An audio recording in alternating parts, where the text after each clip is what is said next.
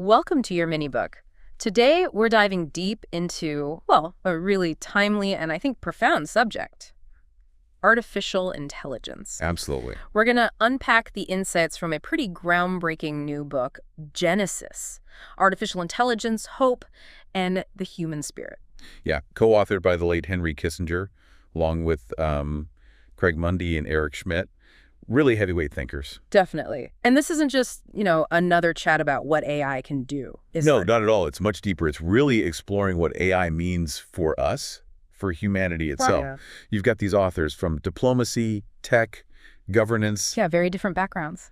And they're tackling some huge questions. AI is maybe a human survival issue, even this idea of a dark enlightenment. Wow. Okay, so our mission today really is to pull out the key ideas, the core arguments from this work for you. Give you a shortcut, basically. Exactly. A guide to thinking about AI's impact on, well, everything. Our minds, societies, what it even means to be human. And Genesis itself, it's significant, right? It was Kissinger's very last book, published after he passed away. He was working on it right till the end. Yeah, it's 22nd book. He spent a lot of his final years on it. He'd seen how tech, like nuclear weapons back in his youth, could just completely disrupt politics, those eternal patterns. Right. He saw the parallels. And he wrote that essay, didn't he? How the Enlightenment ends. At 95. Yeah. Yeah, caught people off guard, showed how much this was on his mind.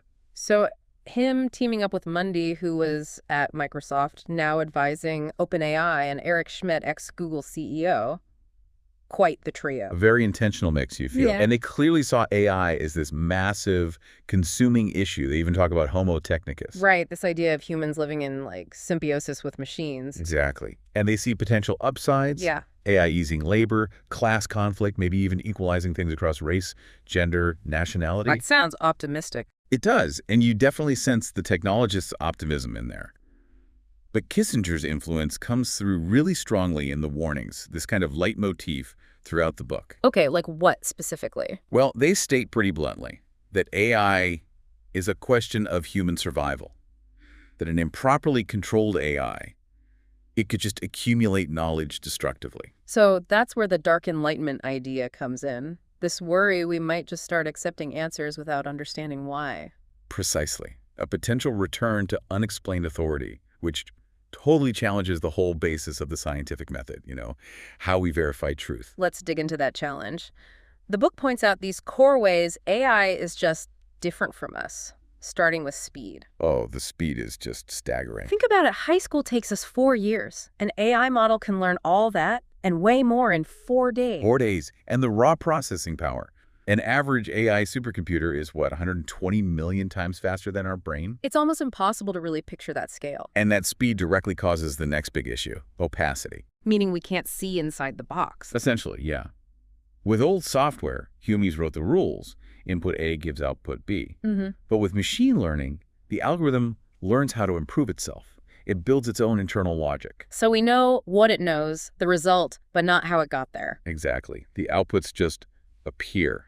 Bare and unqualified, as they put it. No bias, no motive showing, but also zero citation, no justification. And that's the crux that separates human knowledge from human understanding. Yeah. If you don't get the how, can you really trust the what? It's a huge philosophical shift, isn't it? The Enlightenment was all about reason, demanding proof. Right. So if we start relying on these black boxes, could that really be a dark enlightenment? Accepting authority without explanation, it changes everything about how we decide what's true. It really does. And beyond speed and opacity, there's diversity and scale resolution. Meaning AI evolves super fast. Much faster. AI generations might be like a tenth of a human one. So you get this rapid explosion of different kinds of AI, like the Cambrian explosion in biology. Wow. A whole ecosystem of different AIs, maybe even operating on different logics. Could be. And that pace of change is bound to be disorienting for us humans trying to keep up. Think about AlphaGo, the Go-playing AI. Yeah, incredible example. It didn't just master the game, it played a move against Lisa Doll Move 37 that was so alien, so outside human thinking. Nobody had tried anything like it in 4,000 years of playing Go. Because the AI can juggle countless probabilistic judgments from innumerable dimensions at once. We humans can only handle 4 variables at a time? Right. It's accessing genuinely new ideas, things humans hadn't conceived of, and bringing them into our reality. The book draws some interesting historical parallels here, looking back at exploration. It does, yeah. It gives it context, like physical exploration. Yeah. Magellan circumnavigating the globe. Only one ship out of 5 made it back, just 18 guys. Exactly. Or Shackleton in Antarctica, turning back just short of the pole to save his crew. Human exploration was always limited by courage, resources, mortality. It contrasts that with Xing, his Chinese treasure fleet in the 1400s. Which was massive. Way bigger than European efforts at the time. Hundreds of ships. But then politics shifted, and the Ming government just shut it down, destroyed the records, let the ships rot for centuries. And the key difference, they point out, is that China lacked those alternative backers you saw in Europe. If one king said no, an explorer might find another sponsor or private money. Knowledge kept spreading. That led into intellectual exploration, the rise of the polymath. Right. People like Ibn al-Haytham in the Islamic Golden Age, basically inventing the scientific method way early, but his engineering ideas clashed with theology he had to hide. Or Shen Kuo in China, another brilliant polymath pushed out by politics. The European Enlightenment was different, they argue, because it allowed thinkers to pursue knowledge for its own sake, not just serving power. That fostered collective intelligence. Like the Manhattan Project, pure theory to devastating weapon in under 5 years. Intense collaboration. But even that collective genius hit walls. Edison needed thousands of tries for the light bulb. Took him 3 years. Yeah. And von Neumann, the last great polymath, represented that 20th century belief that the human mind could figure anything out. But the authors suggest maybe we're hitting our limits now. The limits of non-augmented human intelligence. That seems to be their point. And AI becomes the ultimate polymath, smashing through those biological and mental barriers with sheer speed and scale. Okay, so let's look at the 4 big areas the book says AI will transform, starting with politics. Right. Historically, political power was often seen as, divinely granted. Leaders use logic, logos, authority, ethos, emotion, pathos. But human systems are messy, right? Self-interest, whims. We still use ancient institutions. Exactly. So the question becomes, do we just graft AI onto these old structures? Or treat it like some kind of underclass? Or does it change the structure itself? They mentioned Plato versus Aristotle. Yeah, the old philosopher king versus democracy debate. Aristotle's model won, they argue, because it was better at processing information distributed among many people. But AI's speed and scale could enable a new kind of super-efficient centralization. Potentially. It could maybe even combine the collective imaginations of billions, bridge the gap between social and hard sciences in prediction. But there's a warning there, too, isn't there? From Tolstoy. Yes. If we admit that human life can be ruled by reason, the possibility of life itself is destroyed. Pure reason might dissolve nations, make politics boring, unrelatable. They use the Prometheus myth. Forethought has to serve humanity, even our irrational bits, our identities. It's a real balancing act. Definitely. Then there's security. AI in warfare and strategy. Yeah. AI could bring objectivity, immune to fear or favor. But the AI race between nations is a huge concern. Because just having a bigger AI model doesn't guarantee an advantage, right? Not necessarily. Context matters. Kissinger clearly felt this was urgent. His last big push was trying to start AI arms talks between the U.S. and China. Trying to avoid the worst outcomes. They also mentioned the Balder myth. Right. The single hidden vulnerability, the mistletoe. It's a warning as threats get more complex, more hidden. And they suggest we might need AI for perfect defense, like AI nanobots fighting bioweapons. That's a possibility they raise.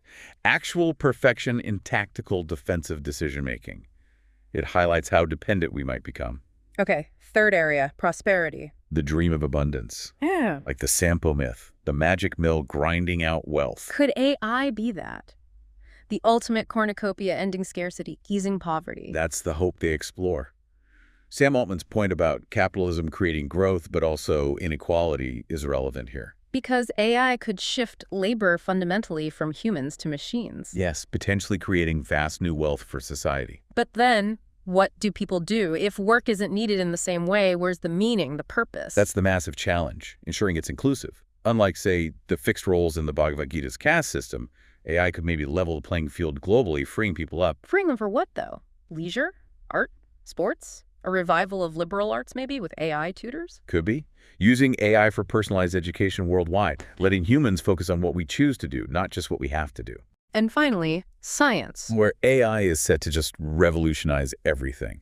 Every creative field, every scientific discipline. AlphaFold is a big example, right? Mapping protein structures. 200 million predictions. It opens up huge possibilities for medicine, drug discovery, health, even guiding surgery or treating cognitive decline. It's incredible potential. But they bring in Sisyphus too, escaping death, but death is still the great equalizer. Right. It prompts the question, should we decide how long humans live?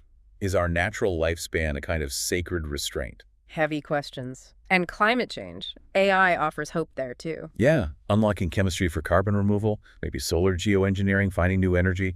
But they warn against just relying on AI. We still need human action. So all this leads to what they call the core strategic question. Will we become more like them, or will they become more like us? Option 1, become more like them. Biological engineering. Chips in our brains. Yeah, that idea of tight human-machine fusion, like hummingbirds and flowers co-evolving.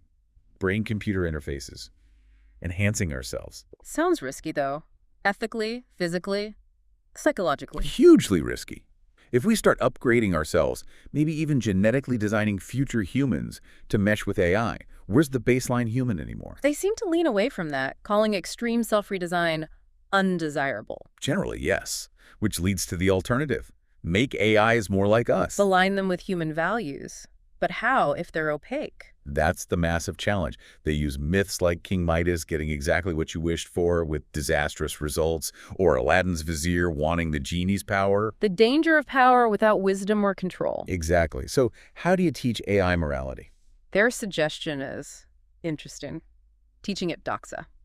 Yeah, those unspoken norms, the invisibly and silently understood beliefs that make up our human code of truth. The idea being, if LLMs ingest the whole internet, maybe they absorb our collective sense of right and wrong, the stuff we struggle to even define. It's a fascinating thought. Could our collective unconsciousness actually provide the training data for AI morality? Which forces us then to actually try and define what humanity is. And their starting point is dignity.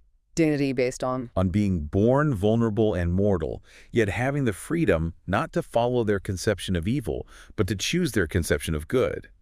It emphasizes our fragility, our potential for failure, and our freedom to choose. Okay, so if that's dignity, an AI can't have it. Under that definition, no.